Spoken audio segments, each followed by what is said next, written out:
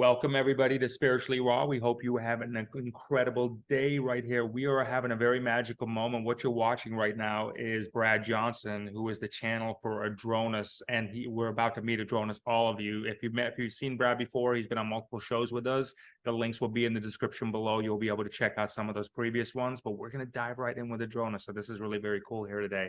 After we're done with that, we're gonna bring Brad back on, so he's gonna talk about the super cool etherics program that he's got developed. So I'm really excited to learn about that. What else?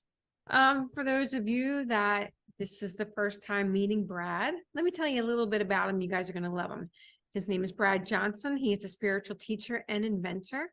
He's also been involved in the spiritual, metaphysical, and alternate healing fields for over 10 years. He's helped literally tens of thousands of people from all over the world overcome their personal traumas. Brad is a very experienced psychic, intuitive, natural healer. He's also studied practices of channeling, as you can see in front of us, mediumship, reading the Akashic records, ancient healing yoga, inner alchemy, and the ancient sciences that have been lost to man for thousands of years. Brad is also the founder of ANTARCICA.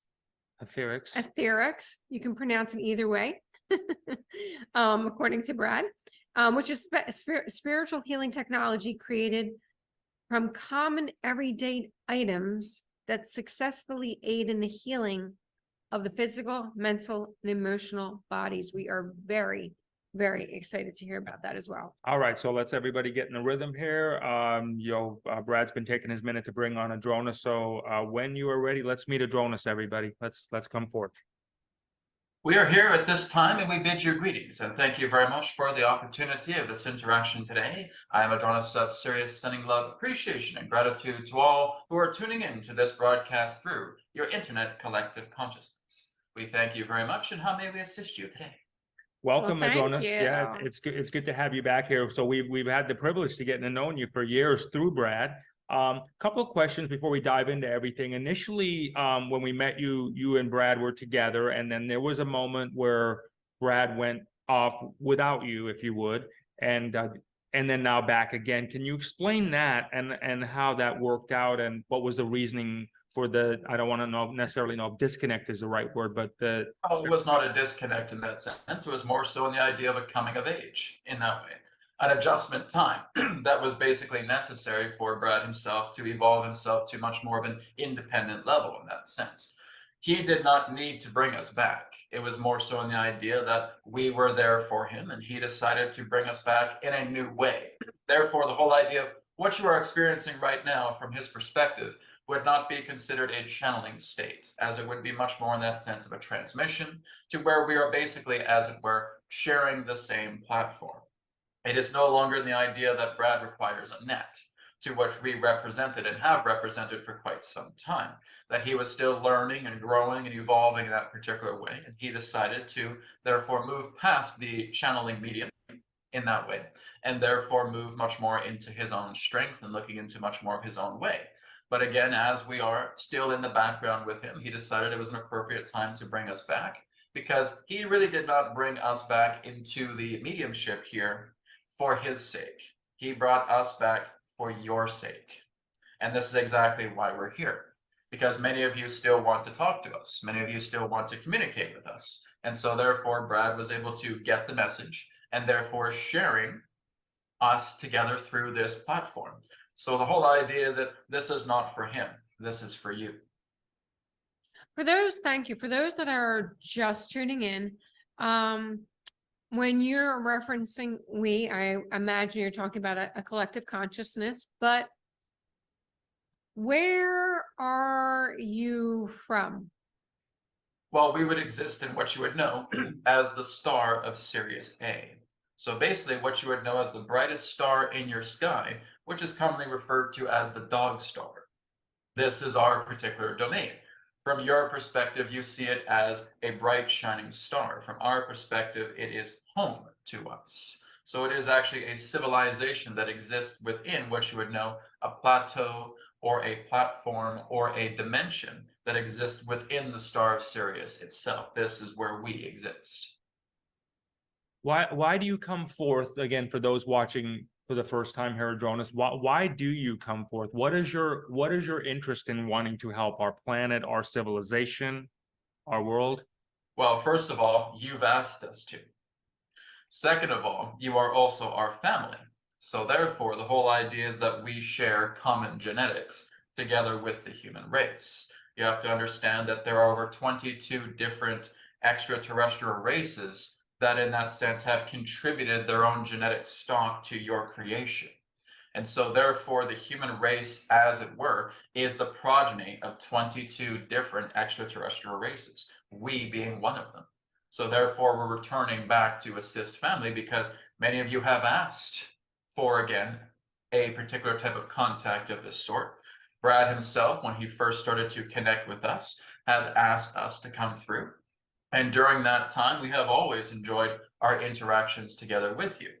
The ones that we have talked to, and again, there have been thousands and thousands of them throughout this span of what you know as your 15 years, have been very excited to, again, continue to communicate with us. And there are those of you who you have not yet met us, but we have met you, who are looking forward to our interactions as well. You have to understand that linear space and time is just an illusion. Everything is now. Therefore, your perspective of the now will come to where you will be able to communicate with us. And this is one way of how we're able to speak to you en masse. Earth is going through a great transition, many people refer to as the Great Awakening. Yes, it's quite exciting. It's what? Quite exciting. Oh, quite, it is definitely quite, I love it. I mean, it's about, from our perspective, it's the greatest time to be alive. Yes.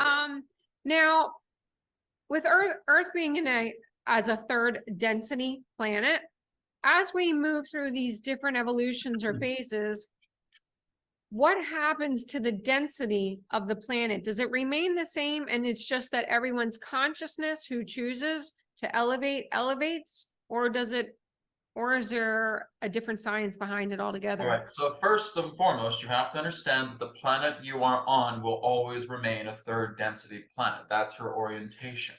But you also have to understand that there are a multitude of different dimensional Earths that surround you all the time, that are as close to you as your breath is. Now, the whole idea is that as you align into the spectrum pertaining to higher frequency, you are therefore experiencing a multitude of different Earths simultaneously.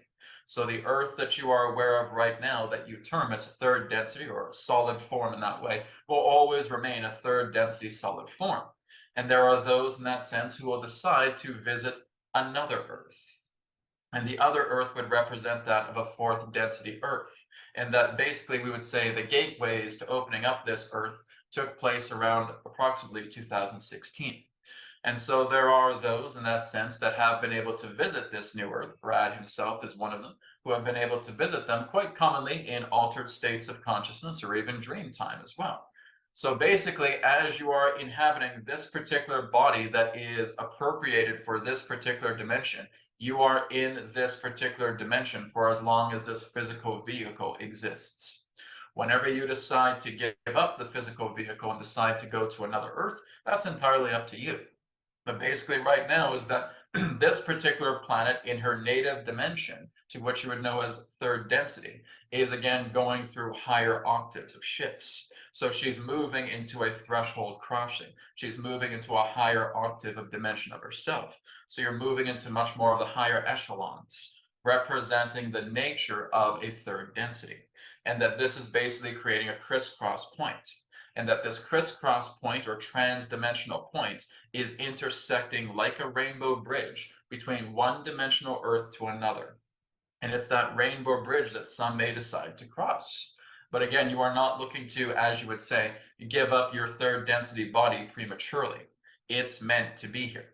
But basically what's happening is that there is a, shall we say, a shedding of a skin, just like how a snake sheds its skin and a new skin is born. Well, basically this is what's happening. That again, as those who decide to venture forward into a fourth density Earth are leaving this particular body behind in regards to its natural course of life, and then may decide to go right into a fourth density Earth afterwards. But again, this body in this way is a third density body, and it cannot be appropriated for another dimension because that's not how it functions. So what you're learning to do is you're building another body at the same time that you're existing in this one. Many of you are not aware of this, but that's primarily what's happening, is another body is being built, another body is being constructed. For those of you in that sense who are claiming to want to move into another dimensional Earth. So the third density body will always remain in its native habitat, therefore being this Earth that you are familiar with. Why, Adronis, is there so many healers, channels out there in the world? Why such? It's almost like a campaign to escape this third dimensional Earth. Is that a misinformation campaign to say, hey, we got to Well, get? that is very much what's going to keep you on such an Earth.